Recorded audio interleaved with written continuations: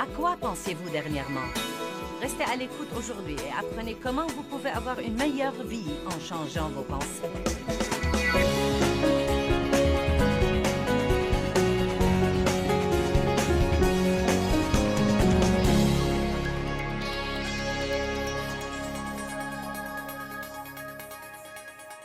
J'ai intitulé ce message ce soir « À quoi pensiez-vous dernièrement ?»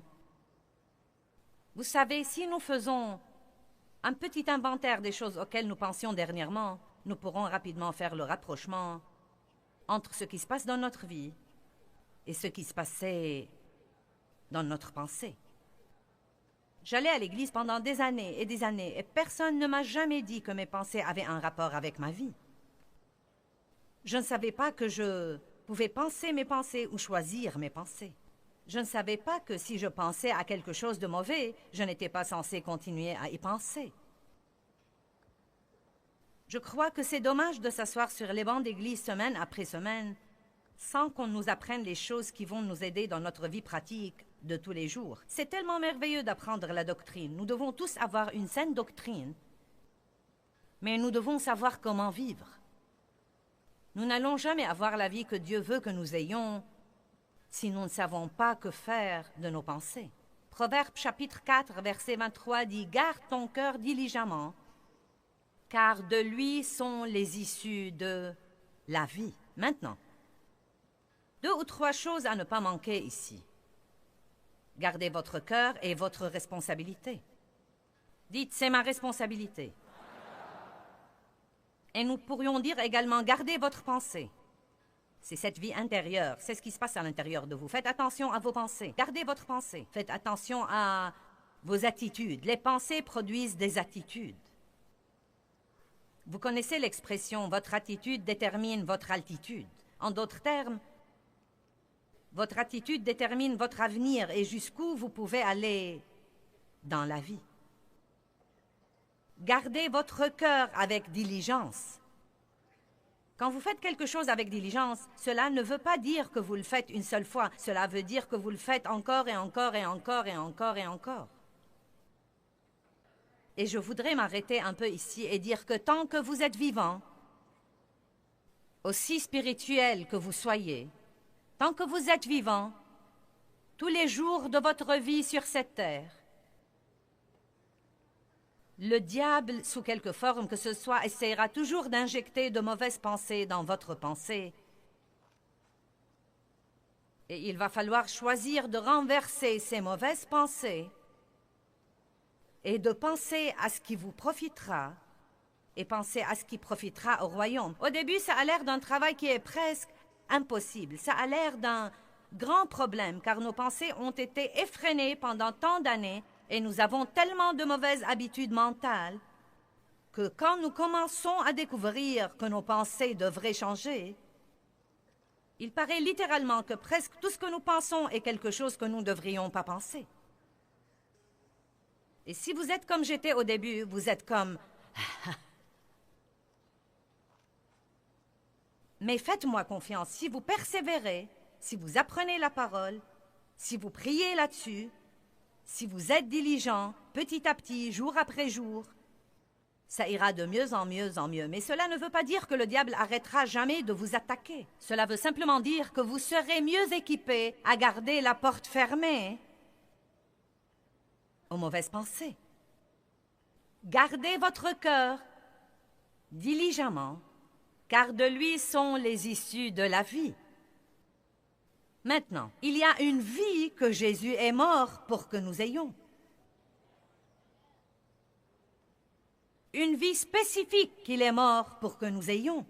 Quand vous devenez chrétien, vous n'êtes pas censé garder votre misère et votre gâchis et y mettre maintenant une étiquette chrétienne. Donc nous n'avons plus un gâchis normal, maintenant nous avons un gâchis chrétien. Maintenant, nous n'avons plus une misère normale, maintenant, nous avons une misère chrétienne. Et nous savons tous, évidemment, qu'il y aura toutes sortes d'épreuves dans le monde.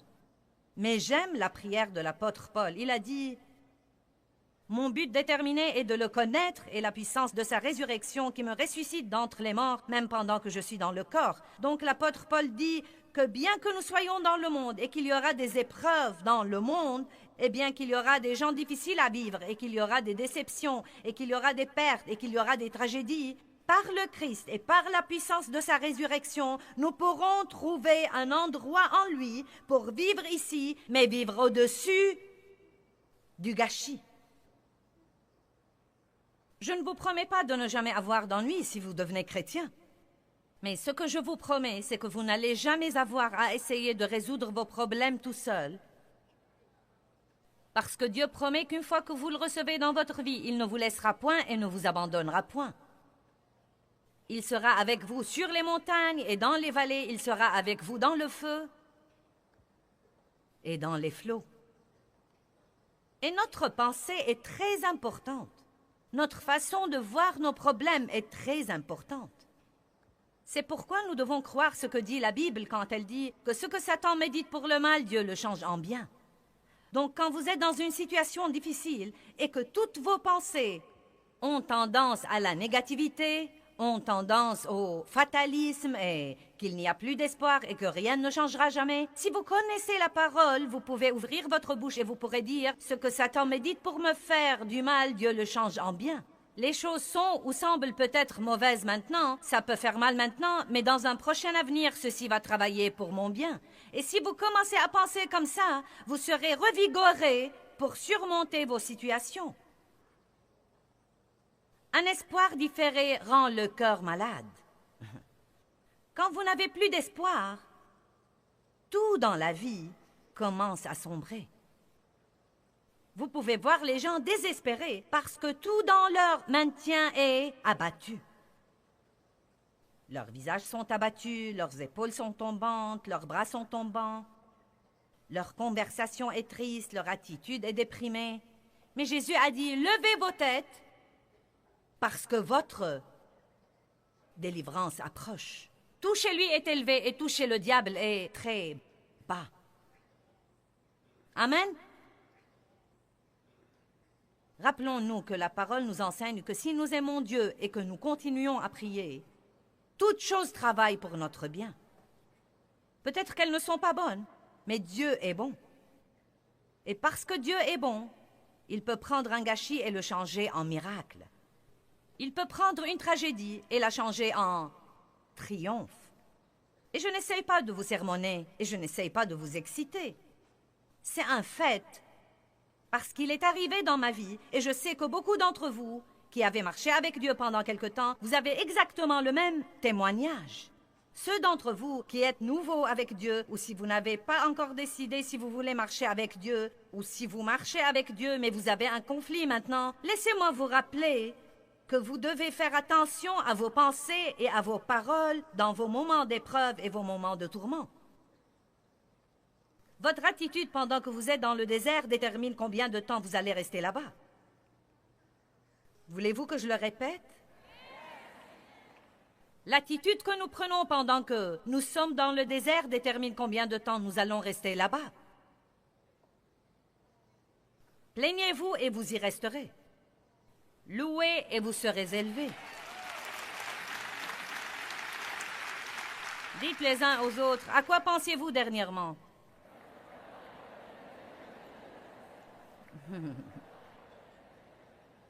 Maintenant, vous savez, une des choses tristes est, et j'enseignerai là-dessus plus tard, mais vous savez ce que certains d'entre vous, vous savez quelle était leur réponse?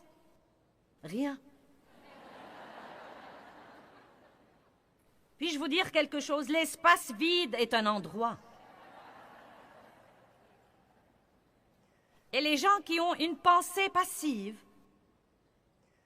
qui sont écervelés, et qui ne pensent à rien peut-être, ont un aussi grand problème que de penser de mauvais trucs. Parce que l'espace vide est un endroit, et le diable cherche toujours quelque chose de vide qu'il peut remplir lui-même. Si vous restez occupé à faire de bonnes choses, le diable ne pourra pas remplir votre pensée de mauvaises choses. Bonjour. C'est pourquoi c'est important de rester occupé à aider les autres. C'est pourquoi c'est important pour vous d'être dans une sorte de travail de service dans le royaume de Dieu. C'est important que vous ayez le temps de vous reposer, mais il est aussi important de ne pas avoir du temps plus qu'il n'est nécessaire pour vous ennuyer et pour rester assis à ne rien faire ou vous allonger et penser simplement à ce qui ne va pas chez les autres. Nous devons rester occupés à nous servir et à nous entraider. 2 Corinthiens 10, s'il vous plaît. Ce soir, je dois essayer de poser de bonnes et de solides fondations sur l'importance de la pensée et l'importance de vos pensées parce que je ne veux pas supposer que tout le monde le sait. Il y avait une époque où je ne le savais pas et il se peut qu'il y ait des gens ici qui ne le savent pas. Et il y a certainement des gens qui nous regardent à la télé dans les parties différentes du monde qui n'ont jamais entendu dire que leurs pensées avaient quelque chose à voir avec ce qui se passe dans leurs circonstances. Car les armes de notre guerre, dit le verset 4, nous sommes dans une guerre. Pouvez-vous dire « je suis dans une guerre » ? Car les armes de notre guerre ne sont pas charnelles, les armes de la chair et du sang. Eh bien, si elles ne sont pas des armes physiques ou des armes charnelles, elles doivent être des armes spirituelles. Une arme naturelle, vous pouvez la voir, vous pouvez la prendre, mais une arme spirituelle, vous ne pouvez pas la voir. Vous avez des armes à utiliser contre l'ennemi, mais elles sont invisibles. Tout aussi puissantes, mais elles sont invisibles à l'œil naturel. C'est pourquoi tant de gens n'apprennent jamais à faire la vraie guerre spirituelle. Elles sont puissantes par Dieu pour le renversement et la destruction des forteresses. Le verset qui vient juste après nous dit que ces forteresses spirituelles ont en fait un rapport avec la pensée. Puis il dit, nous réfutons les arguments, les théories, les raisonnements, et où se passent tous ces trucs dans votre pensée? Vous vous disputez avec vous-même? Dieu vous a-t-il jamais mené à faire quelque chose et vous vous êtes sorti d'affaire en raisonnant? Les gens ont tellement de théories sur Dieu qu'ils ne peuvent pas croire en Dieu. Donc il dit, nous réfutons les arguments, les théories, les raisonnements et toute hauteur qui s'élève contre la vraie connaissance de Dieu, qui se trouve en réalité dans ce livre, la Bible. Et nous amenons toute pensée captive et toute résolution captive à l'obéissance de Jésus-Christ. Maintenant, si je peux vous le dire clairement, ce que vous devez faire, c'est que vous devez très bien connaître ce qu'il y a dans ce livre.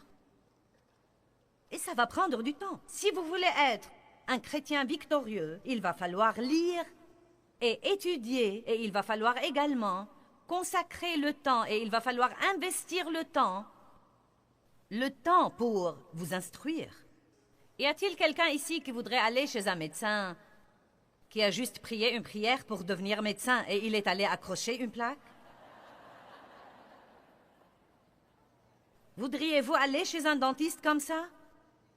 Non, mince alors, quand nous voulons demander l'aide de quelqu'un, nous cherchons des professionnels. Nous cherchons des gens extrêmement instruits. Nous cherchons les gens qui sont expérimentés. Vous savez quoi? Vous pouvez prier la prière du pécheur et si vous êtes vraiment sincère, vous pouvez inviter Jésus à votre cœur et vous pouvez aller au ciel strictement grâce au sang du Christ et parce que vous croyez en Jésus et que vous lui avez livré votre vie. Mais vous ne marcherez pas dans la victoire ici-bas si vous n'apprenez pas ce qu'il y a dans ce livre. Vous ne marcherez pas dans la victoire pendant que vous êtes là, si vous n'apprenez pas ce qu'il y a dans ce livre, et non seulement l'apprendre, mais encore le pratiquer dans votre vie. Vous pouvez même venir aux réunions, aller à l'église et écouter la parole, et vous pouvez avoir tellement de trucs écrits et soulignés, et des étoiles et des croix, et tellement de couleurs dans votre Bible, que vous avez l'air, non mais, d'un théologien de l'église. Mais cela ne veut pas dire que vous savez quoi que ce soit. Le seul moyen de savoir si nous savons quelque chose, c'est de voir ce que nous faisons. Amen. Vous devez savoir ceci. Et quand vous le savez, à ce moment-là, quand une pensée qui n'est pas en accord avec ceci entre dans votre pensée, vous saurez que c'est un mensonge.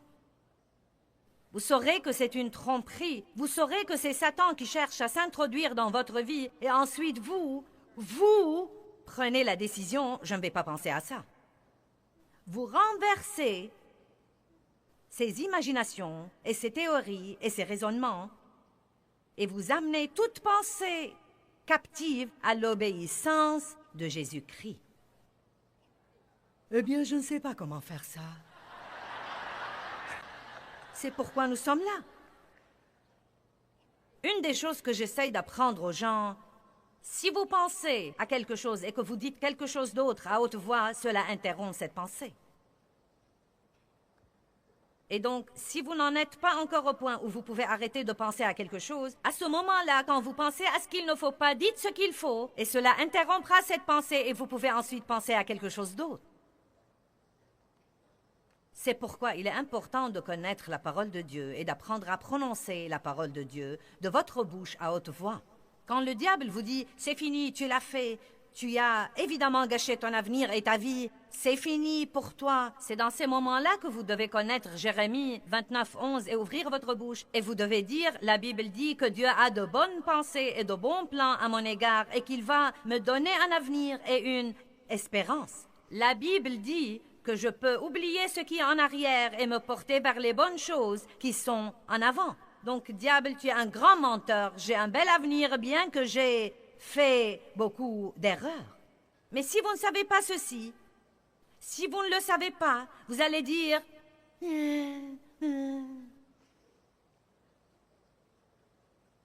Avant de savoir ces choses que je vous enseigne, je me réveillais le matin. Je ne savais jamais quand ceci allait arriver. Peut-être tous les 2 jours, tous les 3 jours. Je ne savais pas. Et je me réveillais le matin et cette pensée venait. Tu es déprimé. Mon mari disait « Bonjour, comment vas-tu » et je disais « Je suis déprimée ». Est-ce que vous comprenez de quoi je parle?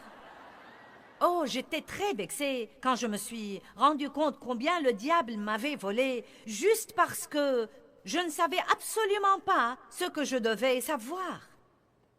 C'est super d'écouter votre pasteur et vos enseignants, mais croyez-moi, vous devez savoir vous-même. Vous ne pouvez pas avoir la victoire par osmose.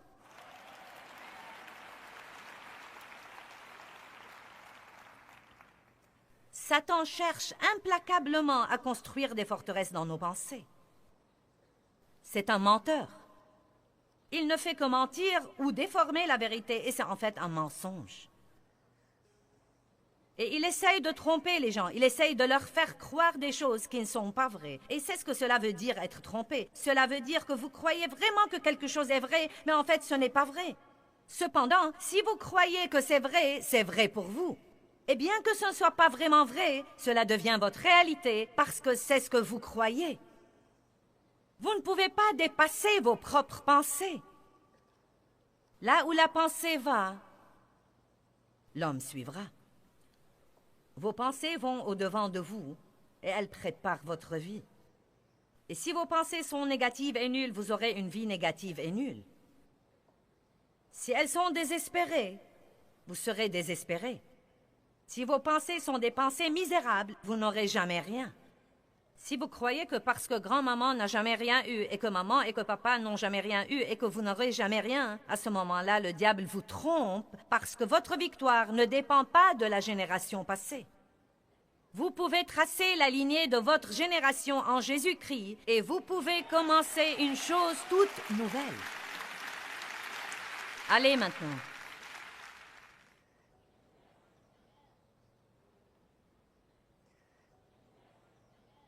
Nous avons des armes avec lesquelles nous pouvons vaincre Satan. Mais nous faisons la guerre spirituelle et non pas la guerre naturelle. Et nos armes sont des armes spirituelles. Nous ne pouvons pas faire cette guerre d'une façon normale. Nous ne pouvons pas frapper Satan ou l'étrangler ou le lier avec une corde ou le mettre en prison. Vous vous mettez en colère contre le diable et vous pensez... Allez, est-ce que ça vous fait cet effet comme...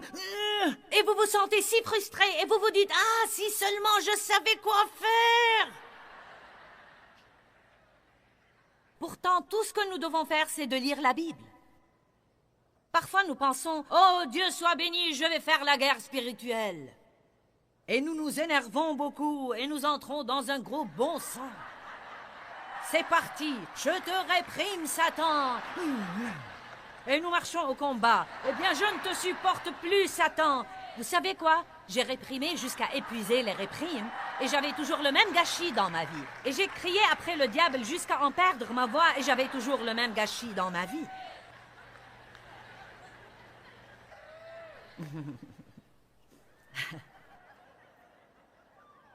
Oui, nous pouvons résister au diable et il doit s'enfuir, mais ne citez pas la moitié d'un verset. Jacques chapitre 4, verset 7 dit « Soumettez-vous d'abord à Dieu, résistez au diable et il s'enfuira de vous. » Allez maintenant. Comment est-ce que Jésus faisait la guerre spirituelle? J'aime Actes 10, 38. J'y pense presque tous les matins. Voyez comment Dieu a oint du Saint-Esprit et de puissance Jésus de Nazareth qui allait de lieu en lieu faisant du bien.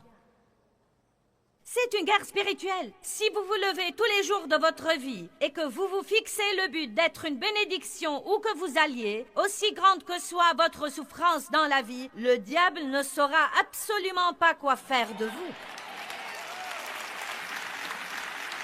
Mais que nous dit-il de faire? Pleurez et faites une fête d'apitoiement sur soi. Soyez déprimés, soyez négatifs. Allez déjeuner avec un autre chrétien négatif que vous connaissez afin de vous plaindre de vos problèmes toute la journée.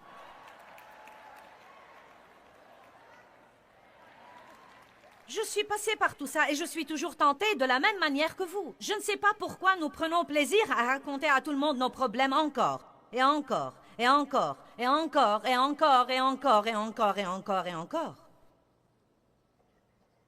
Parfois, il suffit d'affronter la situation et d'aller de l'avant. Une tragédie m'est arrivée il y a environ 2 semaines. Oh! C'était une des choses les plus terribles qui me sont jamais arrivées dans ma carrière d'auteur et de ministre. J'avais fini 25 000 mots d'un livre et quelque chose est arrivé à mon ordinateur qui, à ce qu'on m'a dit, ne devait jamais arriver. Ça ne devait pas arriver car il sauvegarde les documents sur le disque dur au bureau et quelque chose est arrivé et... J'avais travaillé là-dessus durant mars et avril, et quand j'ai repris le travail là-dessus il y a 2 semaines, 18 000 de mes 25 000 mots avaient disparu et n'étaient nulle part sur le disque dur, nulle part sur l'ordinateur, nulle part, nulle part, nulle part, nulle part. J'étais vraiment si vexée. Oh, j'étais si exaspérée, si frustrée. Eh bien, ensuite, j'ai dû raconter mon histoire à tous ceux qui me côtoyaient, comme je viens de vous la raconter. Et tous ceux qui nous appelaient, je la leur racontais. Et tous ceux qui nous visitaient, je la leur racontais. Et tous ceux qui montaient dans la voiture, je la leur racontais. Et ensuite, mon mari m'a prêché un court sermon de Joyce Meyer.